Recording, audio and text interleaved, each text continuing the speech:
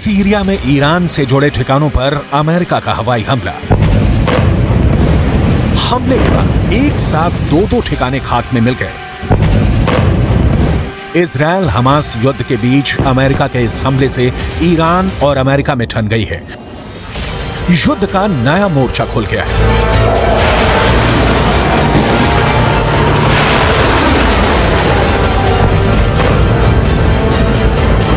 दक्षिण चीन सागर में चीन का लड़ाकू विमान अचानक अमेरिका के विशाल बॉम्बर के सामने आ गया।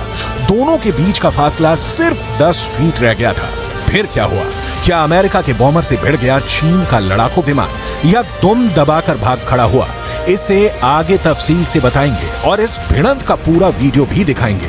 अभी बस इतना जान लीजिए कि ऐसा कर चीन ने एक बार फिर यह साबित कर दिया है कि वो अमेरिका से लड़ने को तैयार बैठा है। सवाल है, क्या अगर अमेरिका इजराइल के साथ जंग में कूदा तो चीन भी युद्ध में अमेरिका के खिलाफ कूद पड़ेगा? क्योंकि चीन की सेना का दावा है कि बस एक ऑर्डर आएगा और चीन के लड़ाकू विमान ऐसे ही अमेरिका के विमानों से टकराने निकल पड़ेंगे।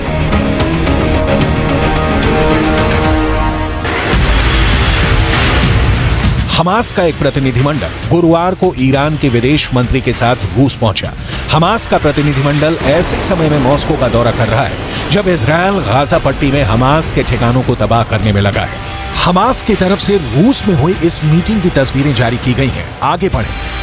इससे पहले इस तस्वीर में दिख रहे लोगों को जान लीजिए। बाएं से पहले है बस्सेम नईम। नईम हमास के इंटरनेशनल रिलेशन हेड है। दूसरे हैं मिखाइल बोगदानोव। ये रूस के उप विदेश मंत्री हैं। मिडिल ईस्ट में पुतिन के विशेष दूत हैं। तीसरे शख्स का नाम है मौसा अबू मरज़ौक। ये हमास पोलित ब्यूरो के वरिष्ठ सदस्य हैं। दावा किया जा रहा है कि इस मीटिंग को बहुत ही गंभीरता से लेने की जरूरत है, क्योंकि ये नया गठबंधन अमेरिका के खिलाफ युद्ध का ब्लूप्रिंट तैयार कर सकता है।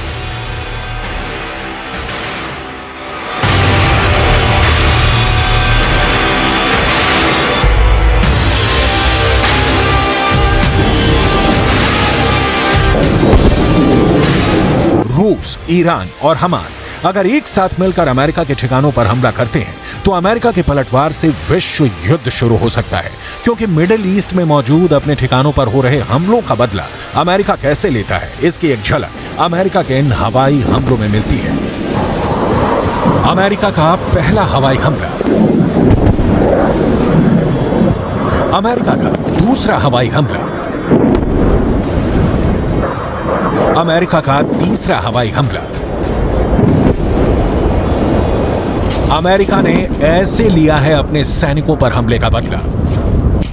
अमेरिकी लड़ाकू विमानों ने सीरिया में ईरान समर्थित 2 मिलिशिया ठिकानों पर बमबारी कर युद्ध का एक नया मोर्चा खोल दिया है। इजराइल हमास युद्ध के शुरू होने के बाद एक बार अमेरिका और ईरान आमने सामने हैं। इसी महीने खाड़ी देशों में मौजूद अमेरिकी ठिकानों पर हमले हुए। इन हमलों में अमेरिका के 24 सैनिक जख्मी हो गए।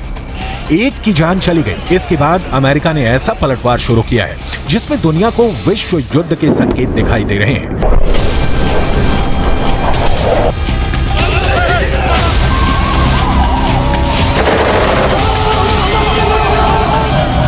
सीरिया और इराक में मौजूद ईरान समर्थित मिलिशिया पर हमला करके अमेरिका ने ईरान को बहुत ही बड़ा संदेश दिया है। अमेरिकी रक्षा सचिव लॉयड ऑस्टिन ने कहा है कि संयुक्त राज्य अमेरिका संघर्ष नहीं चाहता है और आगे की शत्रुता में शामिल होने का उसका कोई इरादा नहीं है, लेकिन अमेरिका की सेना के खिलाफ ये ईरानी समर्थित हमले अस्वीकार्य हैं और इन्हें रोका जाना चाहिए। ईरान अपना हाथ छिपाना चाहता है और हमारी सेनाओं के खिलाफ इन हमले में अपनी भूमिका से इनकार करना चाहता है। हम उन्हें ऐसा नहीं करने देंगे। अगर अमेरिकी सेना के खिलाफ हमले जारी रहे तो हम अपने लोगों की सुरक्षा के लिए और जरूरी कदम उठाने में संकोच नहीं करेंगे।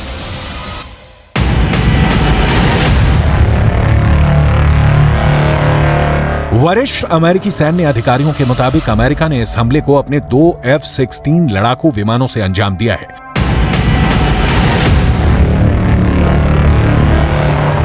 अमेरिका के लड़ाकू विमानों ने उन्हीं ठिकानों पर बारूद बरसाए हैं जिनका इस्तेमाल हाल में अमेरिकी ठिकानों पर हमला करने के लिए किया गया। अमेरिका की तरफ से यह हवाई हमला इराक की सीमा पर सीरिया के शहर अबू कमाल के पास किया गया। अमेरिका का दावा है कि यहां ईरान के रेवोल्यूशनरी गार्ड कॉर्प्स ने अपने हथियारों और गोला बारूद का डिपो बना रखा है। इसके काफी नजदीक अमेरिका का एक अहम ठिकाना भी मौजूद है, जिसे हाल में कई हमलों में निशाना बनाया गया है।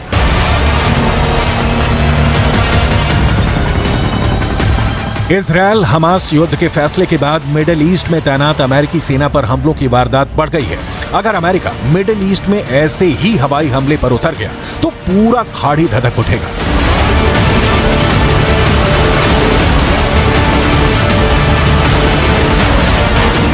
सीरिया में हमले के बाद दक्षिणी लेबनान का नंबर आ सकता है। दक्षिणी लेबनान के साथ साथ इराक और यमन में भी अमेरिका पलटवार कर सकता है।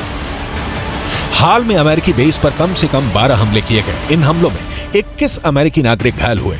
इराक में अमेरिका के बेस अल असद और सीरिया में अल तनफ गैरिसन में ईरान से जुड़े संगठनों ने यह हमला किया था। अमेरिका का कहना है कि आज किया गया हमला उसी का जवाब है। पेंटागन के मुताबिक इराक और सीरिया में मौजूद अमेरिका के बेस पर दर्जनों हमले किए गए हैं।